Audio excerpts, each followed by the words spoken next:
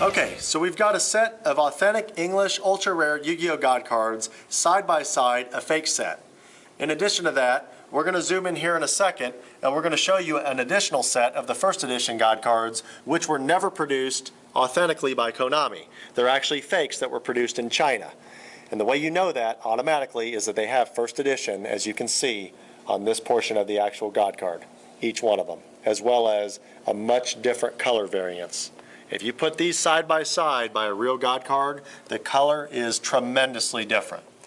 So we go back to the authentic Winged Dragon Ra, and we compare it to the fake Winged Dragon Ra that we have on hand, both ultra rare.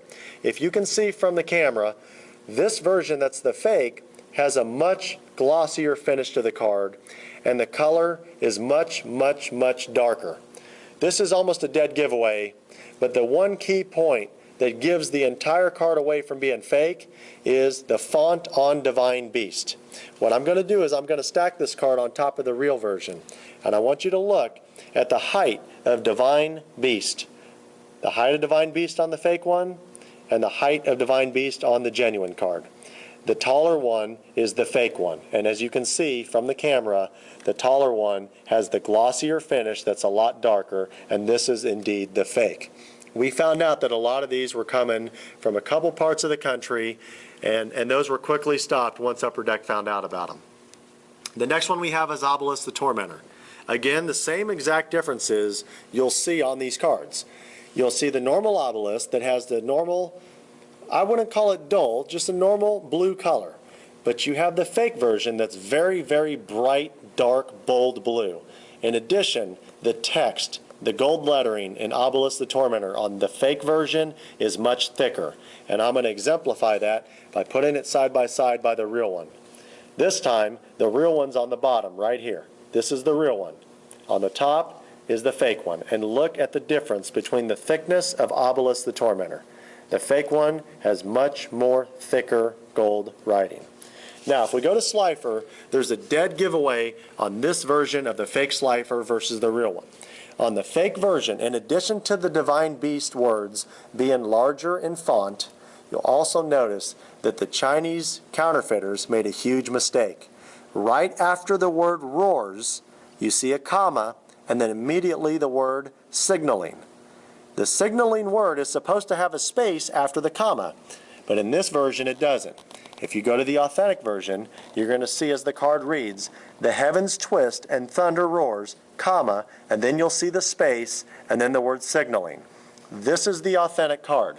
Now once again, I'm going to put it side by side with the fake one so that you can see it.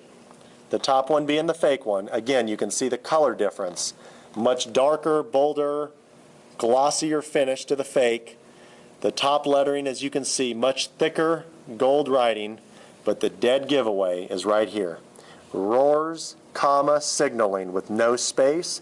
The authentic version, roars, comma, you see the space, and signaling. That right there, friends, is the easiest way to tell that version from being an immediate fake. Now, if we go to collectorscash.com, as we told you guys, we wrote articles for Becca Magazine. And there's several different versions of fakes, but the dead giveaway on this version, which we don't actually have a copy on hand, is first edition. These versions actually put first edition, yet they never made, Konami never made authentic versions of God cards with first edition on their cards. So if you ever see or have a Yu-Gi-Oh God card that's first edition, it's automatically fake. And that pretty much wraps up the difference between the fakes and the reals. Okay, so this is the latest version of Ovilus the Tormentor. It came out in the January 2010 issue of Shonen Jump magazine. It's an ultra rare version, and as you can see on the lower left-hand side of the card, it's got limited edition printed on it, and also the card number, Jump-EN037. Now what I want to point out to you guys, I'm going to flip it over on the back, is it's actually got a normal Yu-Gi-Oh card back. And we've written articles in the past in Beckett Magazine that we stated that a normal Yu-Gi-Oh card back meant that the card was fake if it was a God card. However, that was prior to 2010. The reason Konami did this was because they wanted to make a playable version of Ovilus the Tormentor. So if you see an Ovilus the Tormentor that has this front and a normal card back, You can rest assured that it's authentic, and that as of today, June 10th, 2010, we have not seen any fakes of these cards. Okay everybody, we've pretty much showed you guys how to tell the difference between real and fake Yu-Gi-Oh God cards. We've showed you guys the difference between ultra rares and secret rares. Now if you need a good reference in the future, please visit our website, collectorscash.com.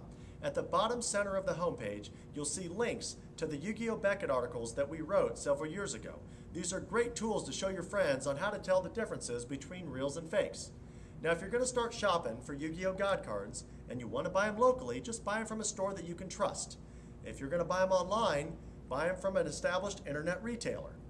And if you have any questions about any of the cards you want to buy, ask them before you buy them. Ask the seller, does he offer a 100% money-back guarantee? And does he guarantee that they're 100% authentic? And remember, if it's too good to be true, it probably is.